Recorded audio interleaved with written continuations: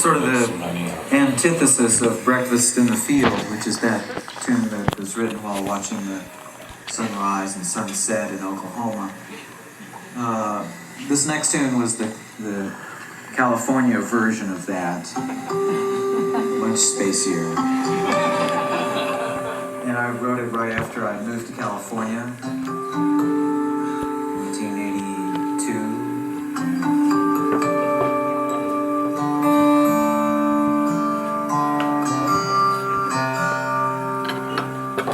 And I'll dedicate it to the guy who kept me on the free movie guest list.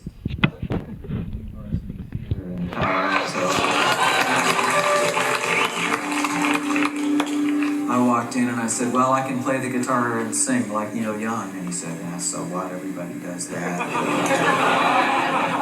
I said, well, I can play like Alex DeGrassi from Windham Hill. He says, oh, really? Well, come in. Let's see what you can do. That night he gave me a pass to come see movies at his theater as long as I would play at his club every once in a while. He paid me too. So this is for Randy.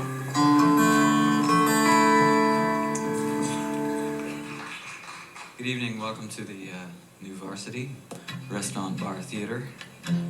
My name is Michael Hedges, and I come from a small town in Oklahoma.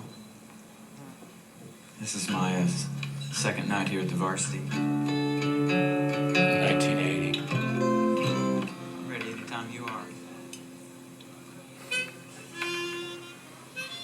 His PA plugged into my video. Well, I'll tell you some ideas that I just came up with the last couple of weeks. They're not all complete yet, so it'll be kind of a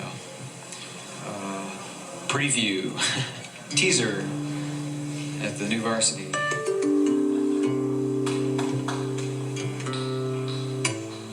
I have a piece that's coming out for guitar and tape, and the tape part isn't here tonight, but I'll play most of the guitar part.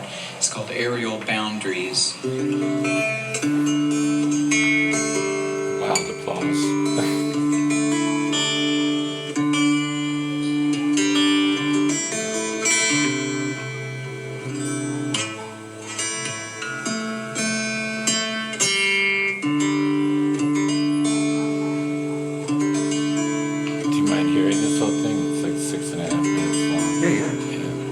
Sorry, hearing what? The whole song? Yeah. Yeah, of course. It's pickup sound. That pickup sound. Yeah.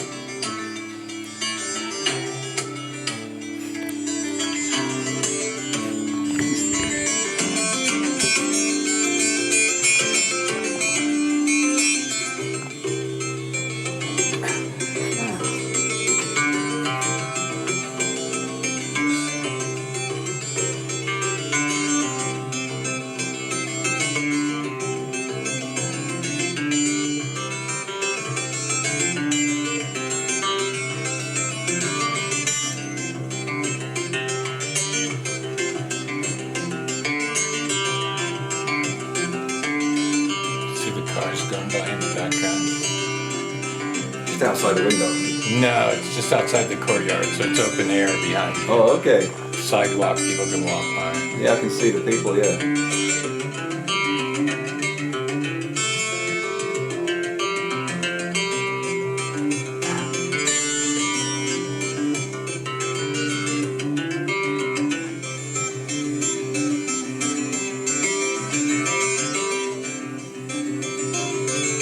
You know what that guitar is?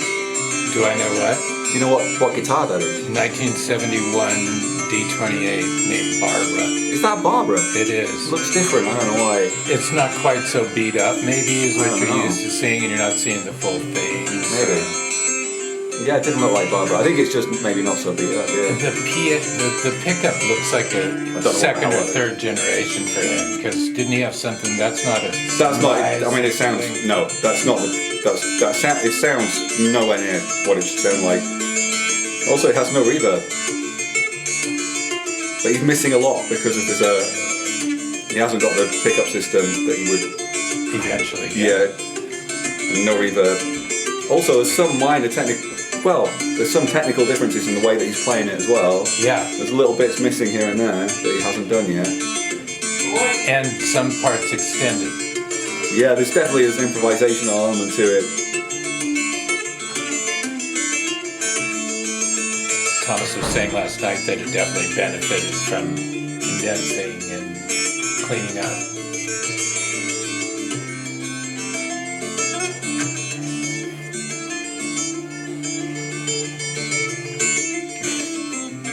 Fuck no.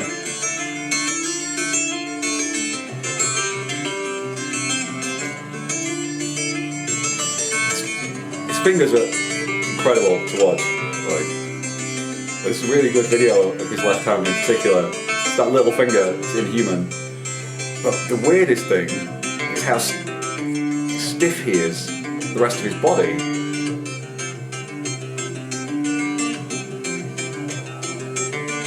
Just maybe he didn't start the yoga yet. Or hanging upside down. Yeah, but he looks really rigid. But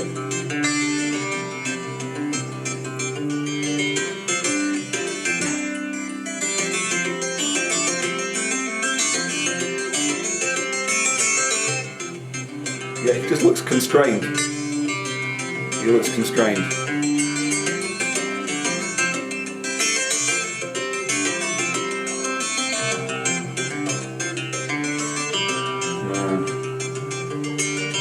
Do you know what's on top of his guitar? Is it his set list?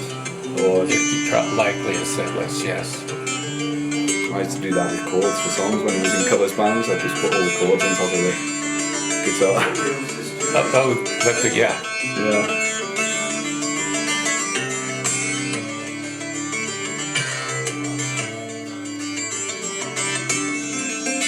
Yeah, it just feels like he's expanding. He's kind of done the bit where he's expanded the guitar as an instrument, but he's not finished doing the bit yet where he expands it as an amplified, sound creating device. He became incredible at that. Yeah. That first show that I was showing you from Villa Montalvo in Saratoga, he called out frequency levels. I mean, yeah, I do the same thing. I do the same thing. Yeah. And The hertz on this. so quite often, I mean, what I do to know what those frequencies, because they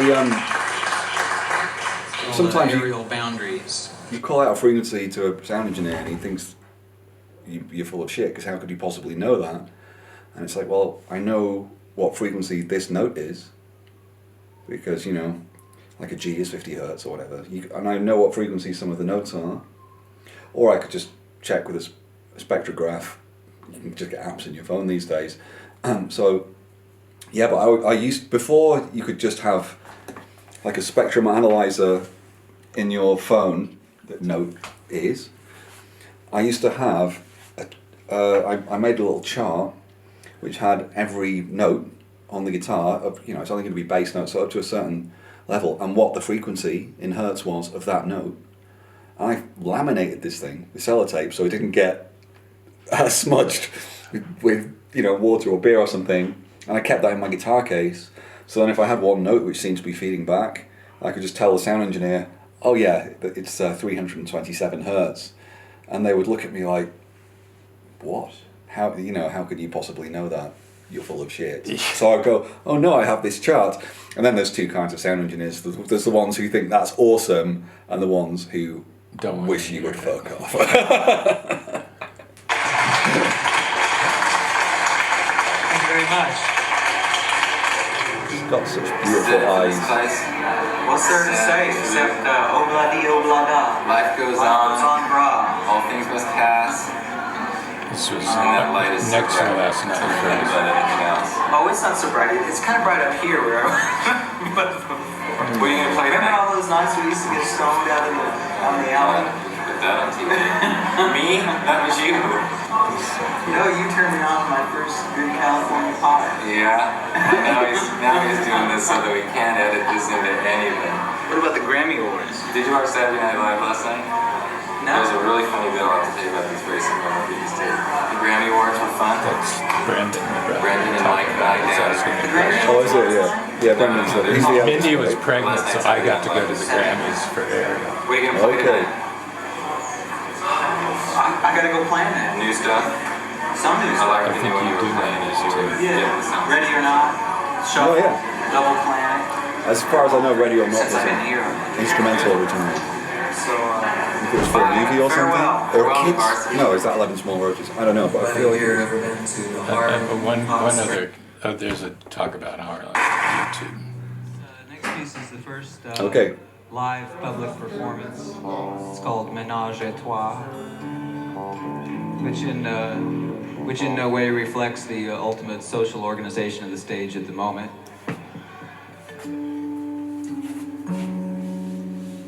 And this tune appears on the album Aerial Boundaries.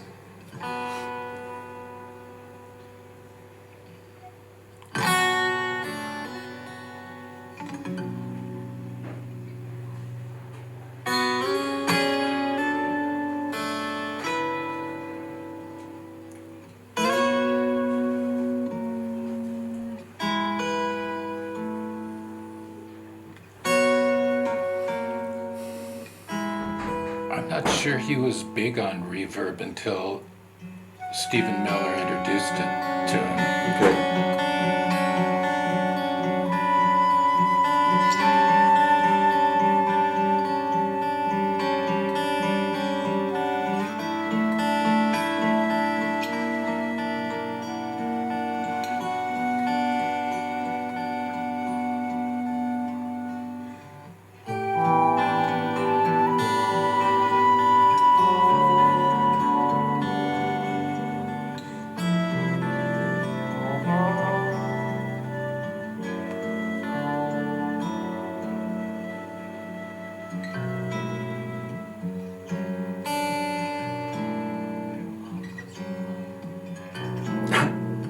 Leave her alone, Michael.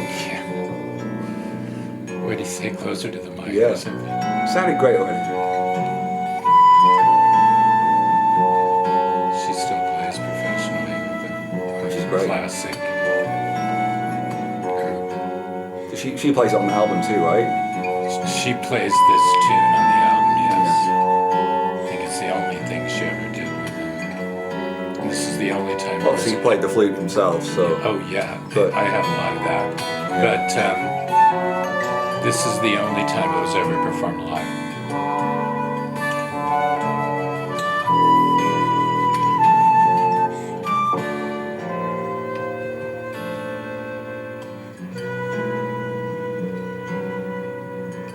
Yeah, she's amazing.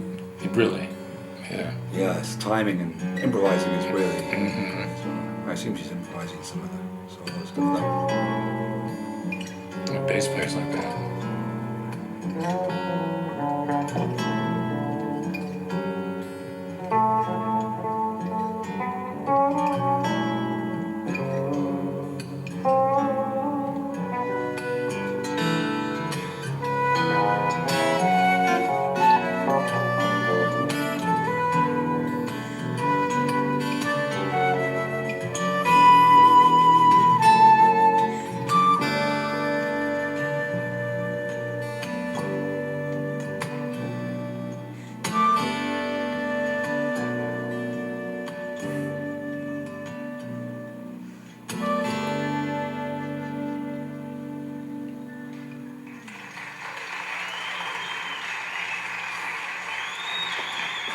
Mindy Rosenfeld on flute.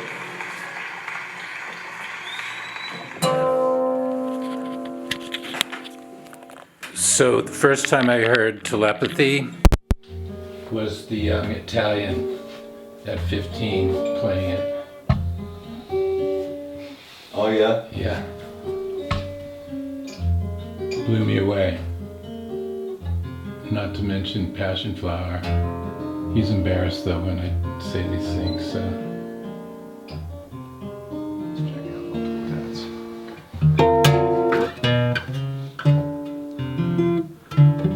So, John, before we can talk about Hedges, but were there who before Hedges were people that inspired you? Okay, we started, did we? That was it. Was that Yeah. question one? Yeah. Okay, I'll look into the camera. Just kidding. No, do you want modestly to give. do you want me to look into the camera? Am I looking down the You can camera? look in this anytime Hey. you want, but you don't have to be looking at the camera all the time. That's Okay. fine. So, yeah, I've been playing guitar since I was a kid, since I was a little kid. So, Do you remember why you picked it up when Yeah. you were a kid? I mean, my dad loves guitar music, so it could be anything. Like when he was a kid, unlike everybody else whose favorite band was either the Beatles or the Rolling Stones, my dad's favorite band was the Shadows, so the instrumental guitar band from the UK. So it's kind of like the Ventures would be the American equivalent. And yeah, he was just obsessed with different kinds of guitar-based music and was really into that stuff. And I think, to be honest, the reason I played guitar was because I thought my dad would like it, you know. So I think that's the reason I started. But yeah, I was having lessons when I was 4 years old, you know. So I was really, really young. But just classical guitar lessons, and I was not like some kind of prodigy or something. But then, as I got older, guitar became a way of, like a social tool. So it's a way that you can socialize with people, or a way that you can not socialize. It's a way that you can not have to talk to people. So that's kind of, I grew up with it, and it really became part of my identity. So, Not just for chicks, but for socializing in no, general. I never had any. No, it didn't help me with that, man. I don't have your looks, Randy. Oh, come on. So, well, other attributes. So yeah, I started out playing classical guitar, but I just always loved pop music of all kinds, you know.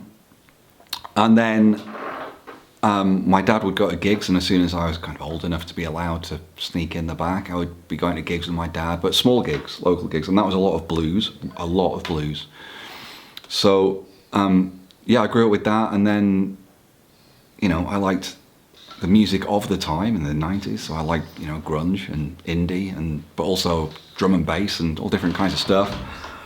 And then I went to music college, I went to guitar school in London, I went to the Guitar Institute. And it wasn't really until even later than that I found out about Michael Hedges, and it was from a guitar magazine. You know, there was a transcription, I can't remember which piece Is that it the was. magazine with the little disc? Yeah, so I had a CD on the cover, yeah. Well, no, that's Andy first pulled. There was one magazine where you could pull a plastic disc right out of the magazine and put it on. Like a flexi disc. The tune was. No, this was Guitar Techniques magazine, which was the British. Transcription, and you were already able to read transcriptions at this point. Oh yeah. But you know, Pino Frastieri, Stefano Baroni, Andy McKee, Calvin Graham, Eric Mongrave. Yeah. I've talked to all kinds of guys that use the term when they first heard Michael Hedges, Andrew, as an epiphanous experience. Did you have such an epiphany ever? Yeah, for sure. Around him? Yeah, but it wasn't seeing him play, it was just hearing it. So the first album that I had was the Aerial Boundaries album. on CD, and it's that track Aerial Boundaries, which is, I know, it's the one that seems to get everybody, but it's just impossible to conceive how much music is coming out of one instrument. But it's, I don't know, it feels like you're in a room, and this is the small room of guitar, and somebody's just blasted all the doors and windows open as you're stood inside, and suddenly there's this like air blasting through, and there's this light coming in that wasn't there before. And it's not just, you know, oh wow, how is it all these sounds being made? It's what those sounds are, and how amazing they are, and how beautiful they are, and how otherworldly they are somehow. And yeah, that was really explosive for me. And also it came at a time in my life where I was playing mostly electric guitar was my main thing, and I was really having kind of a crisis of whether I actually wanted to do that and play guitar anymore, even, because I was feeling so like I couldn't find any kind of voice. And I was always into guitar players who do something different, probably because I've got ADHD and I'm just like, ooh, shiny thing, you know, but also because I learned from such a young age, so I learned the correct way to do things. And when I saw somebody doing something differently, it didn't have to be novel, it could be novel to me. So the first time I saw somebody playing slide guitar, I was like, whoa, that's amazing, I have to learn how to do that. And then I learn how to do it until I can do it, you know, okay. And then I stop and go to the next thing because I want to just do the next thing, you know. So, but yeah, with electric guitar, I was struggling to find, you know, I wanted to be Stanley Jordan for a while, and then realised, you know, that's impossible. And then I love Jennifer Batten, who's Michael Jackson's guitar player, tour guitar player most famously, but she's just way more than that. And she would do tapping and slapping and harmonics and percussive stuff on electric guitar. I'd already seen blues guitar players who play drums on the guitar and slap the guitar and stuff in the style of, say, Booker White or Odetta or other blues artists who did kind of extended techniques on the guitar. About what year are we talking about time? Well, for that, when I saw a blues guitarist doing it when I was 11 years old, you know, so, and my guitar teacher also played flamenco guitar, so I was aware of doing percussive things, and it all kind of merged together. And then, I mean, Michael Hedges is not somebody who's playing drum solos on the guitar, you know, he would occasionally put some percussive stuff in there, but it was more the layers and the way that it sounds like there's more than one instrument happening. And also at that time, I was rediscovering stuff that I'd kind of ignored earlier in my life.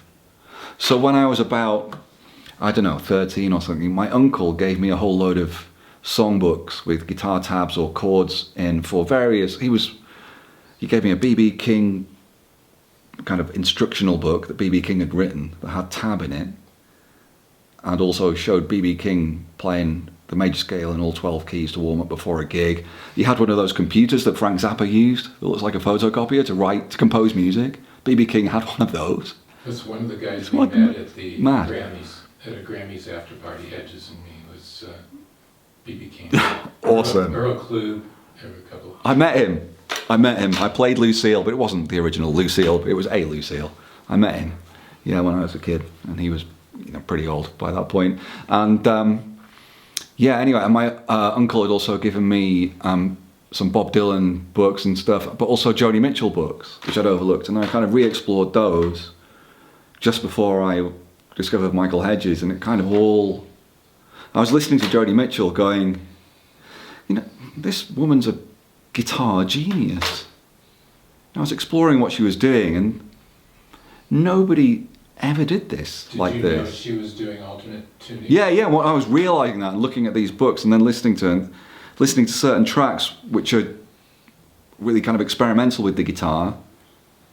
It's like she's playing chords nobody's ever played before, and she's coming up with sounds nobody's ever discovered before.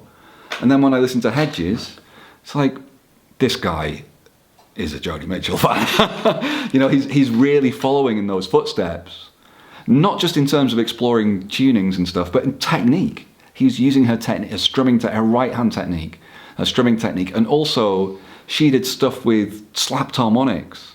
There's a track of hers called The Wolf That Lives in Lindsay, which is kind of a weird experimental track, and it's got like really low tuning, and she's just pounding on the bottom string and then striking these slapped harmonics, and it sounds really similar to Silent Anticipations by Michael Hedges. Really similar. I mean, it's a vocal track that she does too, but the guitar part really sounds like that. That was the tune he auditioned me with, was Silent. That's so funny. He walked through the door, so I had a friend at the Varsity, and I said, see that guy with the long hair? He's going to come in and say he plays Crosby, Stills, Nash. He walked through the door and said, I hear this is the place to play. And I said, yeah, what do you do? And he says, I play some Neil Young. And I turned to my friend and I said, did I call that or what? And Michael says, well, what do you want me to sound like? As though he could sound like anything I might want. And I said, well, if you said you sounded like Alex Degrassi or Will Ackerman, I'd be impressed. He says, I'll be back tomorrow. Walks out with Barbara and comes back the next day with a tape that he made of Silent Anticipations. And I'm sort of more of a Hendrix rock and roll kind of guy. Silent Anticipations is not for weddings and funerals. It's an explosive. Yeah, it's fucking cool and crazy, and must be fun to watch. But it's like somebody kind of. It must be cathartic in some way. His music is can be. I mean, it's really emotionally layered, and it's not always obvious what his intent is. He got faster and crazier with it through time. I mean, he's ready to fall off a cliff with this thing. Yeah. But he loved Joni Mitchell. I I'd never got to meet her. Any doubt about that, Yeah. It's just so He obvious. used to do Turn Me On a Radio. Yeah. But I really hear so much of her, guitar-wise, in him, like way more than, say, Neil Young's guitar playing or like David Crosby's guitar playing. I hear Joni Mitchell, or maybe that's what's different about him, is also what's different about her, There's more of a connection there. And yeah, so for me, hearing him for the first time, it was this moment of kind of shock and also possibility, like, wow, maybe I can do that. But it was also the coming together of a lot of stuff at a similar time, and my feeling kind of boxed in with the electric guitar, and also not being able to find a voice with the electric guitar, not being able to find a sound that I liked, and all these other issues. I was just pushing to bands, right? Well, all kinds of stuff, but I just started a jazz degree as well, and I Were you writing original music at that yeah, time? I've always written songs and stuff, but for me it was more about the sound, the sonic possibilities of the guitar. Yeah, so that's what it was for me. So it came at the perfect moment for me and changed what I was able to do. So and did then you start studying his stuff, maybe trying in some ways, it, or just studying? I couldn't. There was no real means for me to do that. I mean, you can't. With no frame of reference, you can't listen to a Michael Hedges CD and just figure out what he's doing. It's very, very difficult to do that. And it's just really, a lot of his music's really complex, and then just figuring out what tuning and then the techniques that he's using, I had no real idea what it was, and I didn't have any means. I ordered the book, Rhythm, Sonority and Silence, from my local bookstore, but it took 6 months to arrive, So is this the early 2000s? What time frame are we talking? Yeah, like probably 99, something like that. And yeah, so I didn't really have any means to study his stuff per se. I would try and learn stuff. It was much easier for me to learn these vocal tunes, so I did a lot of that. But also, I didn't want to be him, so I'm sometimes a little bit wary of learning his stuff too much, because I would end up playing it and becoming that and not being myself. So, but he influenced you in some ways with some techniques, would you say? Oh, massively, yeah, absolutely, hugely. I learned his stuff. I would learn it but not master it, is what I'm saying. So I would figure it out, but I would get it wrong, or I'd learn it but not master it because I want to take it somewhere else. And some of his stuff doesn't suit me. I can't do some of his stuff. Because, so for example, Aerial Boundaries, I learned to play that, and I learned to play the whole thing. I learned it from the Strokes book eventually. It's incredibly difficult. It's the hardest thing I've ever learned to play on the guitar. And I can play like, you know, the canon of electric guitar craziness. Like I can play the Steve Vai thing from the movie where he shreds kind of this Mozart style thing. Another big Hedges fan, by the way. Yeah, sure, absolutely. I can play these crazy electric guitar shred fests, but Aerial Boundaries is way, way harder than anything else I ever attempted. But I can never really do it justice because I don't have fingernails on my right hand, and it doesn't really work so well without that. But I don't want fingernails on my right hand. I don't like the sound of it, and I like doing all this crazy Stanley Jordan tapping stuff. So, you know, I don't want that. So, and also I want to find my own thing. So I would learn it but not master it. But in terms of stealing techniques, endlessly, yes. And so big things for me are, well, these tiny little details, to be honest, but they become really big things. So he would do something where he would play something really complicated, where if he was plucking every note in the traditional way, it would be really hard and sound bad. It would sound clunky. But he'll just hammer on one of the notes in the middle, these little kind of backing notes, and it becomes like you have a little band, and the hammer-on things you're doing are like there's this rhythm guitarist. I'll show you an example. Okay, so I'll try anyway. Where I'm in Philo's weird tuning. Let me figure out where the hell I am. Okay, that'll do.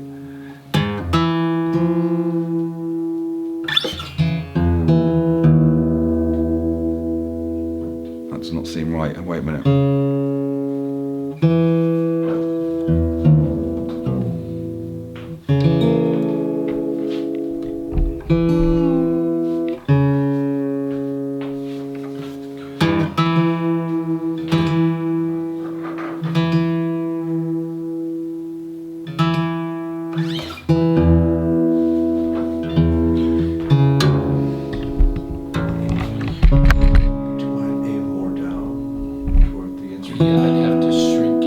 That'd be cool. Yeah, I think it would be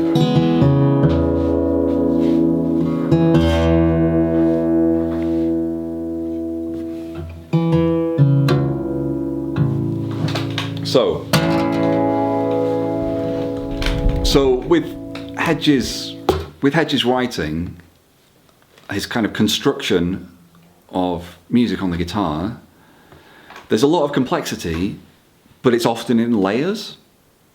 So I'll have a top layer, a middle layer, and a bottom layer. And this is exactly what Joni Mitchell would talk about in interviews. She would think of the guitar orchestrally, which sounds kind of pretentious, but she doesn't mean it like she's making a guitar like an orchestra, wow. She means she's got layers. There's a top layer, the horns, and then there's the string layer, and then there's the bottom layer. And Hedges would do that. So she would do that with just strummed chords, you know, but Hedges would do that with fingerstyle and tapping, or hammering notes too, and harmonics and stuff. And because he's using a bigger variety of techniques and more detail, he can do it more clearly and with more complexity.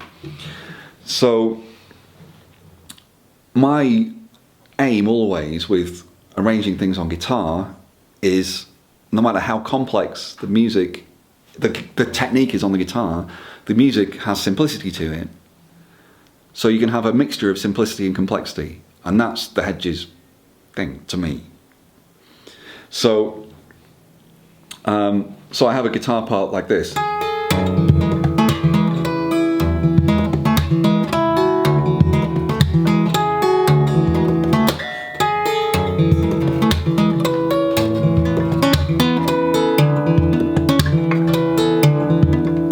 So it's really complex, but to me, it's not one complex thing. It's four simple things. There's the melody.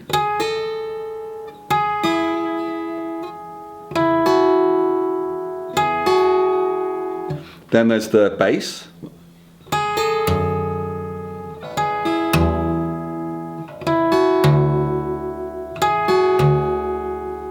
Then there's what I was talking about before, the little hammer-on rhythm guitar thing, which is, and it's a little bit like what funk or disco guitarists might. Let me see. So.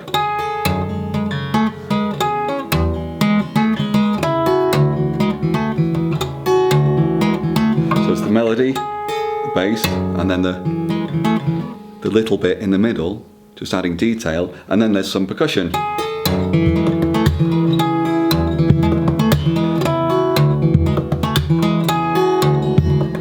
And then there's the vocal. Loneliness is living when you're swimming in the gloom. Everywhere is silent. Nothing is ever new. And my ambition with that is for it to be complex, and I'm making a lot of sound, which is an incredibly satisfying thing to do. To make all this sound on your own, it's so satisfying. But for it to actually be, you know, simple pop music at the same time, because it's layered, it's not just one big fucking puzzle, it's just simple lines, you know? So that's what I'm aiming for, and that's one of the things that I got from Hedges, not just conceptually, but literally how to fucking do it, you know, so. You know, it's one thing to be technically really incredible with guitar, and I've heard some instrumental guitars that blew my mind, but the emotional connection, the real connection, comes from the heart and the vocal.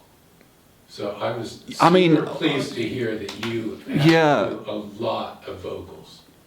I do. I mean, it's funny, I did some stuff a while ago. I wanted to try taking, actually that song was one of them, where instead of singing it, I got a friend to play guitar, lead guitar, like electric lead guitar, and play the melody and play a solo. So kind of turning it into like a Joe Satriani thing or a Jeff Beck thing. So I'm the band with all these stuff going on, and my friend Tom, who's Tom Quayle, is an amazing guitar player, learnt the melody and was playing the solo. There's a video somewhere, but I can't remember where it is. The video didn't work. It was technical stuff. But anyway, I think they would be cool. But what I know, I felt playing it, I just wasn't getting my stuff, you know. I need to sing it. That's where the expression is sometimes, you know. For me, that's where I get my, you know, the juices expunged. I can't think of a metaphor that's not gross. So yeah, that's so the singing is the important part. But in terms of the emotion, what I found, or like the emotional connection, or the storytelling, or whatever it is in music that connects with the people, what I've noticed over the many years is it's just intent. People who don't do that, people who aren't able to connect through their music emotionally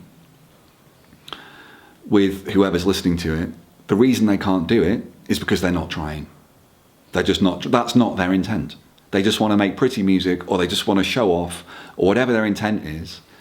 And maybe they are aware that they're supposed to have the intent of telling a story, or creating a mood, or an atmosphere, or conveying emotion, or whatever, or a thought, or an idea, or, you know, it could be, it doesn't have to be emotional, it could be like explaining something. Sometimes music explains things to you, it explains the world to you, or explains something to you. And then they might be aware that you're supposed to do that with music, or people like it, so they kind of superimpose it on top of what they're doing, but they're not, it's not their real main intent, and that's why they fail to do it. Did you, at any point, did you sort of become aware of Michael as a person and performer? Okay, and so feel like, yeah, we talked a little bit about. Okay, yeah, this is the other side. This is the bit you know, that this is the bit that is different for me with Michael Hedges to other artists. I have this with Stanley Jordan too, as well as a person. But oh, my hair's all went on end. It's because anyway. But Stanley's not so much like me. Michael, I feel I can empathise with him more.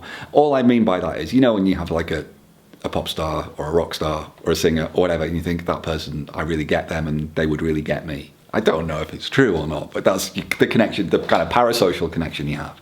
So he would have adored you, by the way. I don't want to even think. I would be terrified to meet. I don't think he would, because I don't think I would be me with him. I wouldn't. Yeah, but I wouldn't be able to be me with him. I would be too freaked.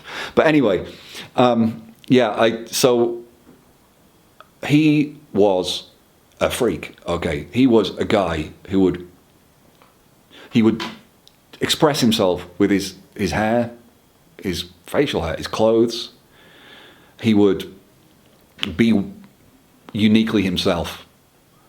Sometimes he would try on a new version of himself and see if that fit, and maybe it did or didn't. I don't know. That's what he seemed to be doing. But it's funny, the video you showed me of him playing really early on, and he's got the white shirt, and he looks really stiff. He's not doing that yet. He's not there yet.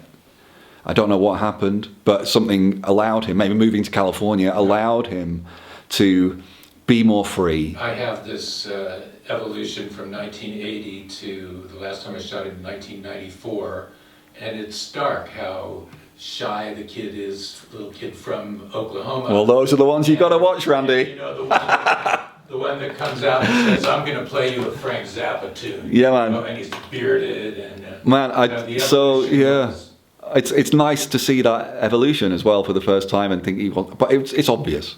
I already knew that about him without having to necessarily see it. I already knew he was a nerdy, probably fairly introverted kid. You know, it's just obvious to me that that's what he would have been. And also from reading interviews with him and what he said about himself. So, but the way that he would express himself, and it's funny because, and I talk to them about Michael Hedges, and some of them, they love his guitar playing, they love the technique, but they don't even like the vocal tunes. They don't listen to those. They don't listen to those albums. They don't listen to like Watching My Life Go By or whatever. Running Blind, I mean, I think they're gorgeous, and they're not interested in that. But those who will pay interest in that, when it comes to the stuff which is the dress, so the wearing a dress on stage or in life, I guess he was probably wearing it in public. What you can see, there's videos with the dress and the dog collar, the spike collar, and he shaved his head. Yeah. And that they're a bit like, no, it's not. You know, and I'm like, what the fuck are you talking about? That's something I would never do. I mean, maybe I do dress weird, but I need to have like a uniform, you know. I'm wearing this black all the time, and I feel comfortable then. It's like a uniform, you know. But I'm definitely weird, and I look weird, and people think I'm weird. But it's, you know, but I'm not somebody like Hedges who would go full Bowie and actually do this. I don't want to express myself with fashion and clothes. It's not how I am. You know, but I fully love it, and I appreciate it in other people. And he is, you know, an artist in everything he does.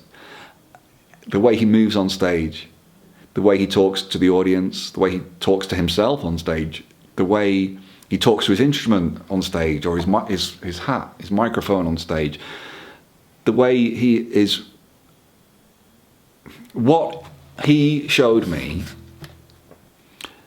is that I've always been weird. People find me weird, and I'm not doing it on purpose. But people will think that I'm doing it on purpose, or just find me weird, and they don't want that around them. Or I'll say things which you're not supposed to say.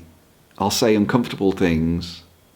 I don't mean speaking truth to that. I don't mean say uncomfortable things in, like, you know, when people say that and what they mean is they're just racist and they just want to be racist. I don't mean that at all. I mean, I will sometimes point out the elephant in a room. In fact, I find it very hard not to. The thing that you're not supposed to say, I say it because I don't know you're not supposed to, and it freaks me out that nobody's saying it, you know? And people don't necessarily like that. And what I learned... Okay, so then I knew that there's one place where you can do that. There's one place where I could possibly just be that, and people would still think it was weird, but they would love it, they would applaud it, and they would pay money to witness it, and that's on stage, being a musician, being David Bowie or something. But I knew I'm not David Bowie. I'm not that guy. I'm not Alice Cooper or something. That's not me. It's not my kind of music, and it's not what I do as an instrumentalist. So what do? Do I just have to stay in this box and be a guitar player? And then Michael Hedges, wait a minute, he's a virtuoso guitarist, playing all this technical stuff. But instead of standing there and being like, hey, I'm the best guy, he's being weird on stage. And wait a minute, I can do that. And that's the greatest thing that I got from Michael Hedges. Absolutely life-changing thing that allowed me to be myself. And by being able to be myself on stage and say things on stage which tell people how I'm feeling on stage. I get on stage, if something's happened that day, I will tell the audience. We got some of that last night. You did last night because there was a reason for it. So it was just, you know, I needed to share that with them, because if I kept it inside, I would feel like I was lying somehow, you know? Plus it was helping you realize what was going on. Yeah, plus I'm in such a safe environment here with people I can tell. But to be honest, every audience is a safe environment. I'm up on the stage. I've got the microphone. I'm in charge, you know? Yeah. It's amazing. So, and then not only does that allow me to express myself on stage and be weird and be funny and be maybe inappropriate or something, and people actually like it, it allows me then to feel, well, hell, I can do that in life too. And if people don't like it, fuck them, you know? And that is the greatest thing that Michael Hedges gave to me. And if I had the opportunity to thank him for that, then I would do that, you know? So, yeah. You readily admit that there's at least not whole songs, but techniques that you pulled from Michael. Oh my God, yeah. Does it make it Good, easier yeah. for you when the next generation is, when you discover a technique and the technique is so you, and then there's somebody else who comes along and starts using this weird tuning? Hello, Alex Misko, we love you. No, okay, so no, I did, yeah, but I didn't invent this. I heard something last night that I thought, oh my God. This is such an American thing to, It's not just the tuner, it's the fish. No, he He's dedicated got that. this sweet little fish that finds another sweet little fish. The difference is that your fish is lonely and But okay, just let me stop you. So Alex Misko's Fish song is dedicated to me. Does he dedicate? Yeah, on his album and stuff. Clearly admits. Okay. Oh yeah. Right. No, Alex has stolen. Alex Misko, Russian guitar player. He's stolen loads of my ideas, right? So he even has this thing on the back of his guitar. Yeah. He even has this thing on the back. It's a little more cuddly, but Yeah, I mean, I remember making this, you know, thing, just a bit of foam wrapped in gaffer tape and then Velcro to the back of my guitar. It just makes it more comfortable for me and I can see what I'm doing. And the double strap thing, I think he has one of those, and he does the tuning. But he's more extreme, he has more tuners. For me, it becomes too much of a pain in the ass, you know?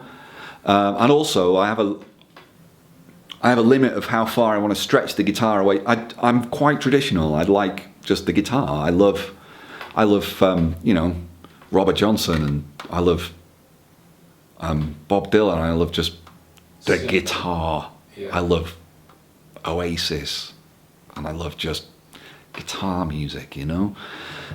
So yeah, but I've had the experience where, and people in my generation have had the experience that we've played, and people from an older generation have been very defensive of us supposedly stealing their techniques and have been really aggressive about protecting like their IP or something. But this is music. It's not. That's kind of why we're not inventors. Because there are people that can get really uptight Yeah. about techniques being ruined. You can copyright a melody, but you can't copyright a technique. That's ridiculous. It's dumb. But if you're It doesn't going make to any use sense. technique and you make it as obvious as to put whose technique that is right on your shoulder. Yeah, sure. Well, this is just. I mean, this is. Do you know? It's funny because.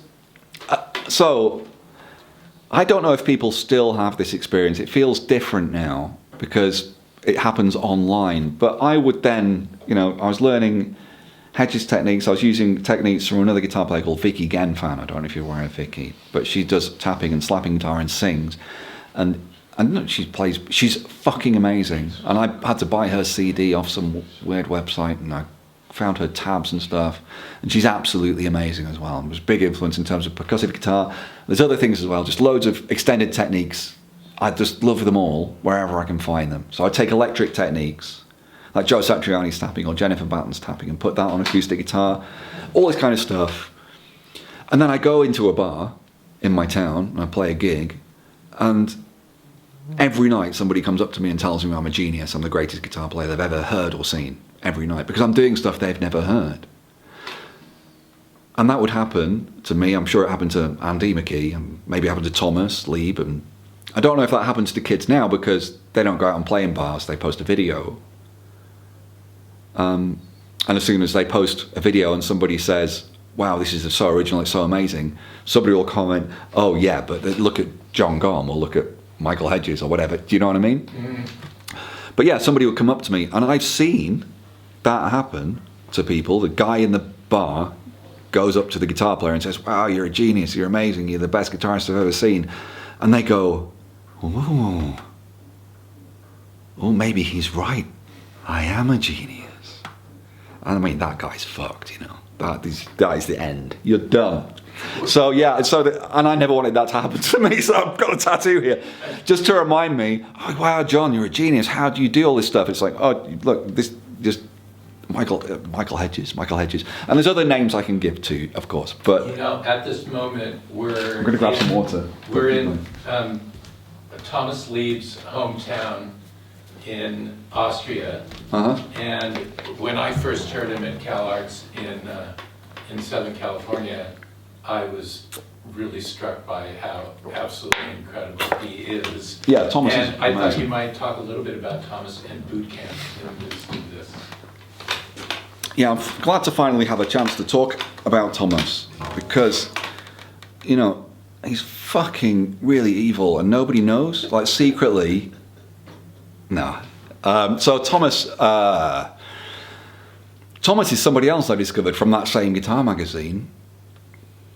And we're the same age, but he was doing this stuff before me and had a bit of a run-up, and he can't play a blues solo, you know, but I can shred. So I had that whole pre-life of normal guitar or different guitar. He went straight more to this stuff. So he was deeper into it than me, and I stole a lot of his ideas too. Oh my God. Technique stuff. And Thomas is my favourite guitar player. Alive, you know. He's just the best. I really love it, and he's very, very creative, and he's very good at coming up with original technical ideas on the guitar and incorporating them in a really just enjoyable musical way, with loads of melody and loads of groove. And he also writes beautifully, and he arranges other people's songs beautifully. But I basically harassed him into being my friend, Thomas. So I don't remember when I first met him, but I think it was 2003 is the year I have in my head. And I'd already emailed him. I think I just basically added him to my email list. I went on his website, found his email address and put it on my mail out list. And then I emailed him and he replied, like, but rather than, what the fuck are you doing? Put me on your email list. It might have been that, but it was also, oh, it's interesting, you know, what you're doing. So we met through that, and then he had a show, in a tiny show in a room upstairs from a pub in, I think it was in Doncaster in South Yorkshire, and me and my now wife and her best friend, they were in a band together, and I would sometimes play bass in their band as well. We went to see Thomas's show, and I think maybe I played a little bit for him and after as well. But we were just chatting and hanging out, and we got on instantly and just had a lot of things in common that maybe you don't have in common with other people usually, in terms of guitar-wise. And just, I guess, some live stuff too. And I have a photo of us that first night. Sweet. Together. Yeah, and then we've done different bits together ever since. And we just get along really well. We're both very honest, straight people. And I think I'm very, pretty open about stuff, and I think that's why. I mean, we're really, really different in many ways. He told me that he was influenced by Hedges by proxy. Yeah, I think he was more. He heard a guitar player who was playing Hedges stuff and not Michael. Uh-huh. And he sort of, wasn't hearing it so directly, but still he felt like he was being influenced in some way. Yeah, I got Hedges, I think, first, but then I instantly wanted to find everybody else. And obviously, by the time I was kind of having the opportunity to get into Hedges, it was the end of his life. He'd made his last album.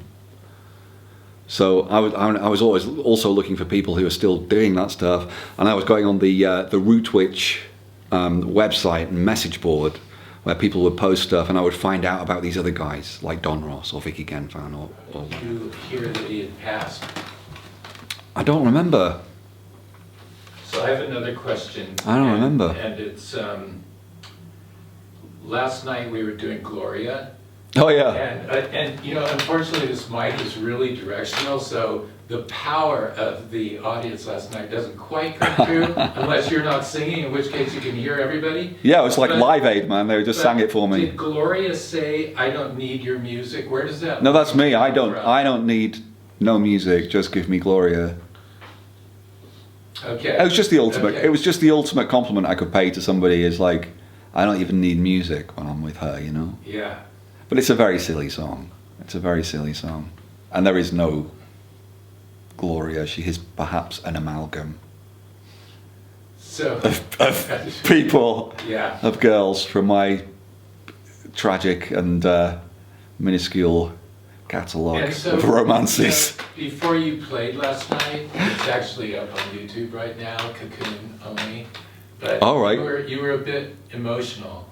Yeah. And because you broke your elbow in February in 2 places, I believe. No, it's just one place, but Just I did one break place. it all the way through. Yeah. Yeah, and so last night was pretty emotional because it was the first time that you've gotten up and performed since that happened. And you know what? It's 6 months. I thought, man, that's not that long. It could have been a lot worse. Yeah, I had a really bad fall off a stage. It was very, very dangerous, and I had complained about it, but nothing was changed. And then I did the show anyway, and God, it's horrible. Like, it's really horrible. I just stepped off the stage, not knowing where the edge of the stage was, and it was really, really dangerous in looking back at how risky that setup was. But anyway, and then I fell, and it's weird when you step into nothing. It's not like you fall and you know you're going to fall in any way. By the time you know you fall and you've hit the ground, there's nothing you can do. And I was holding my guitar, I guess, because I landed on this side. So it's not like I'm protecting my guitar, I just don't know what's happening. And so I landed on my elbow, and my hip and my ankles are a bit weird as well now. But I mean, it could have been worse. I could have really hurt myself, not just the elbow, but that could have been my spine or my head or my neck or whatever. So, I think myself lucky really, but I did. It was a really, really bad break. It was all the way through my humerus, except for one little bit left hanging on, and it's now got 2 big titanium screws in there. What color are they? They are bright blue, I found out. Yeah. I had to ask the surgeon, because I found out that they're colour-coded, the screws, so you don't get them muddled up, I guess. And I said to the surgeon, this is a stupid question, but I don't suppose you remember what colour they were. He said, oh yeah, they were electric blue is the name of the colour. He was so happy I'd asked, But yeah, they did an amazing job, and I've done so much physio. I've been such a good boy, with the physio, because it's so important for me. And yeah, I had a lot of support from friends and from my wife and my daughter more than anything, and my mum and my brother, and but also from a lot of support from people who like my music, or that's been really amazing. And I didn't know how to feel about it, and I had a lot of people saying things to me to give me advice or make me feel better that made me feel worse, which is not their fault, because they don't know what I want to hear, and I didn't know either. But they would say things like, you'll adapt, don't worry, you'll adapt. And it's like, I don't want to adapt. How am I supposed to adapt, If I can't move my elbow, they told me I could lose movement, If I can't move my elbow, how can I adapt to that? Or people would tell me, John, people love your music, whether there's cool guitar playing in it or not. And yeah, maybe, to some extent that's true. To some extent, But really, I think people love the guitar playing, and I love it. I don't want to just sit there and strum chords, and You didn't want to that's not what adapt, I you want wanted to do. get back to playing. But Jennifer Batten, who I mentioned earlier, she sent me an email, and she said, I can't remember who she was quoting, but she quoted somebody. It was, if you have a safety net, you'll use it.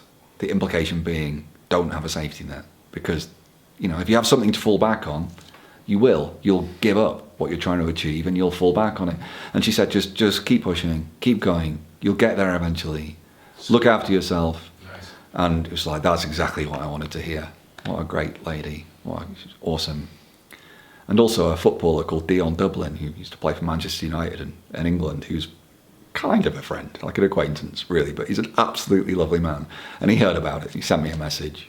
And because he's an athlete and a sportsman, again, it was like, hang in there, John, keep going, believe in yourself, all these kind of sports people, big up stuff that musicians don't do, you know. And that was absolutely great and filled me up for about a week, man. So I wanted to share a story. You were saying that Aerial Boundaries was the first tune that you heard? Or Not the first time, I just had the album, and it's the first tune on that album, which is like...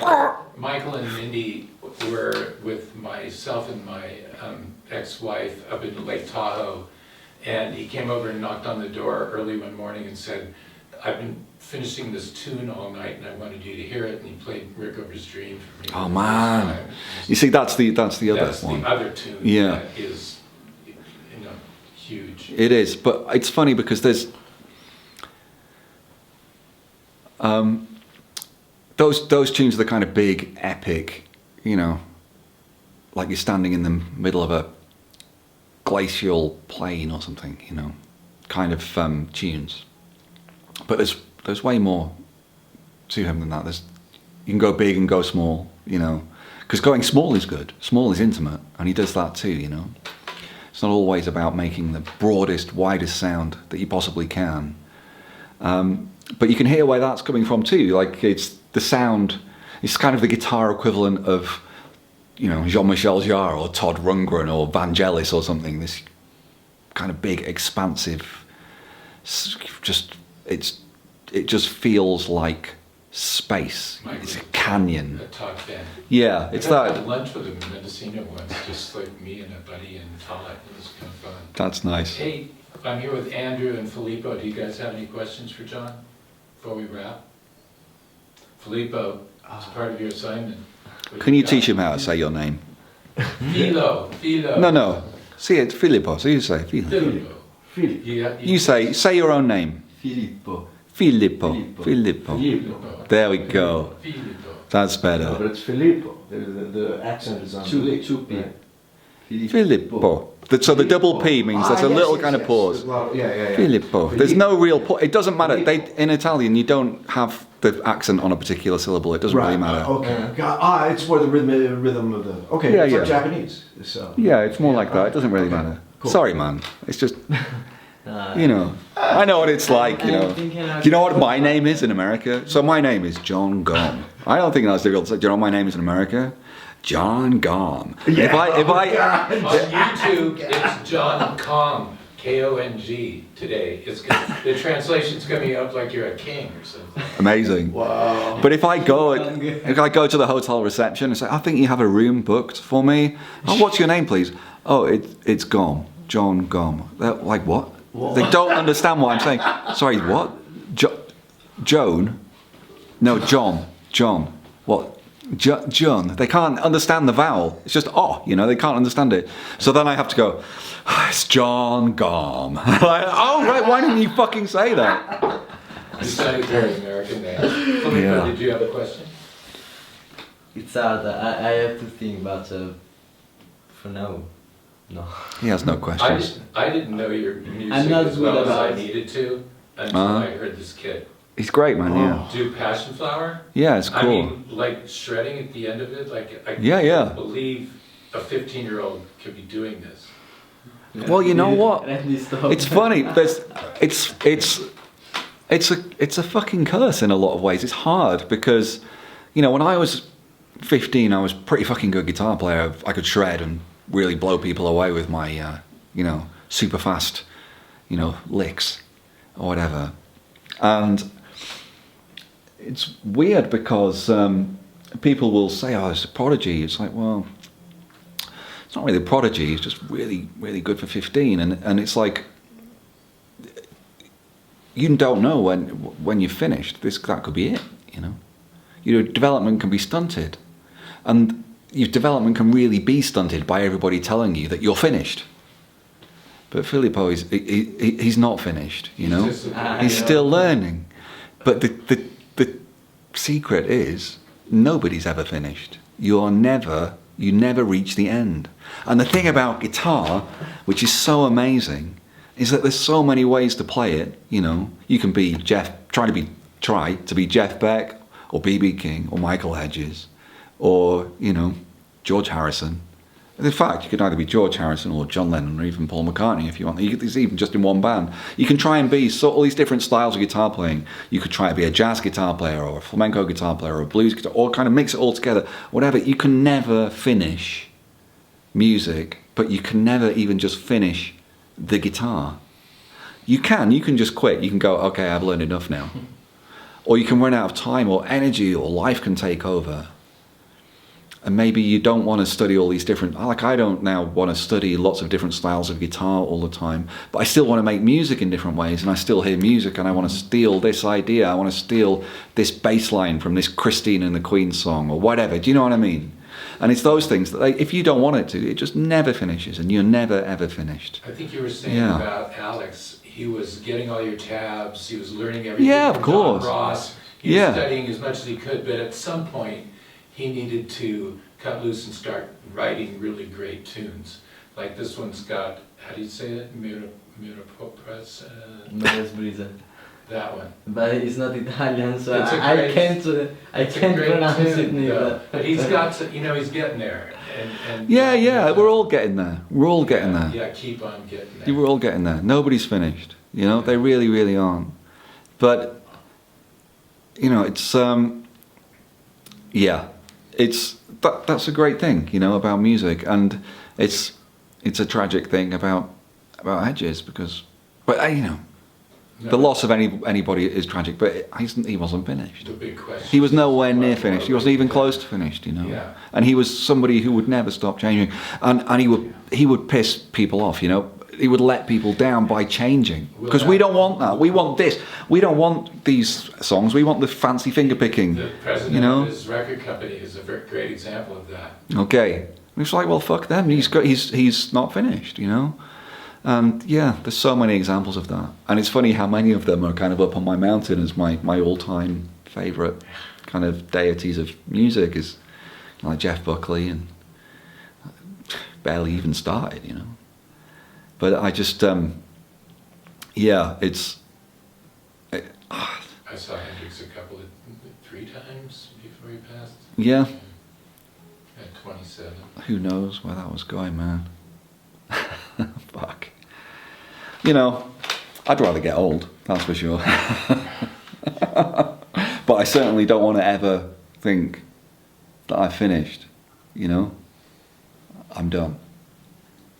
Sign it at the bottom and Well, last night put it on was the a wall. great example of where you are today, and it was wonderful. Yeah, really great. Thanks, man. Yeah, and what a boot camp is so supportive and loving, and everybody knowing every word to Gloria. I was just really tickled by the whole thing.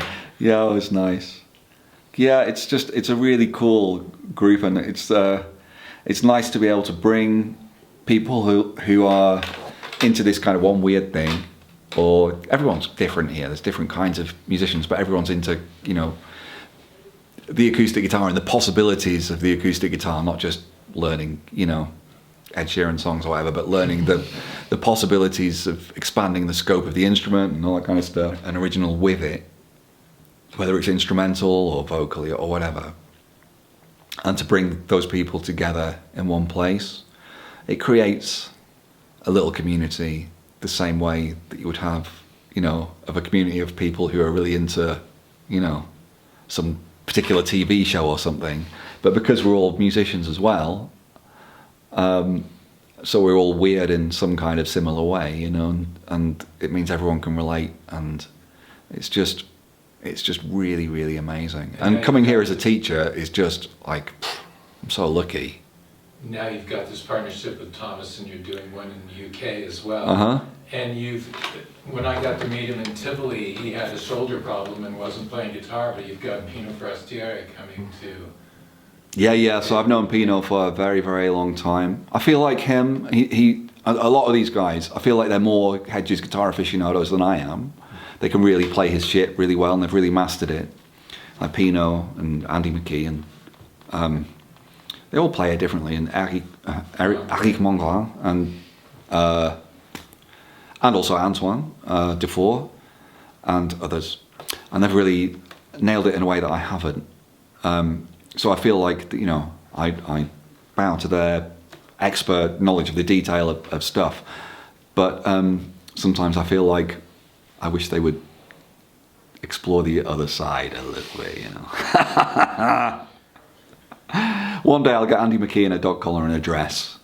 I'm picturing it now. I do have a question. You mentioned that you have a classical background. Well, So- when you're having guitar lessons when you're a little kid, those are the kind of guitar lessons you have, a classical guitar. So I don't really have a classical background. In fact, I kind of think it's my one musical void that I don't really understand classical music. That sounds dumb, but I don't have the kind of theory knowledge in a way that if I listen to symphonic music, I can't listen to it and go, oh yeah, this is this, and this is this, and this is this.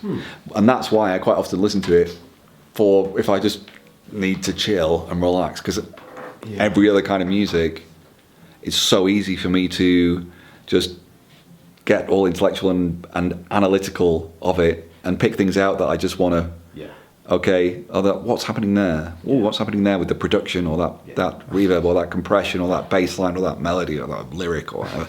But with, you know, symphonic music in particular, I can lose myself in it in the way that normal people can listen to music. So quite happy to leave it that way, you know? Cool. Yeah. The little camera that I had shooting your questionnaire wasn't on, so I thought we'd look in the camera together, and thank you for doing this. Cheers, dude. That was great. Thanks, man. Yeah. Well, I'm done. Yeah. I'm free. Very cool. Thank you. I need a shower. I haven't had one. I didn't even...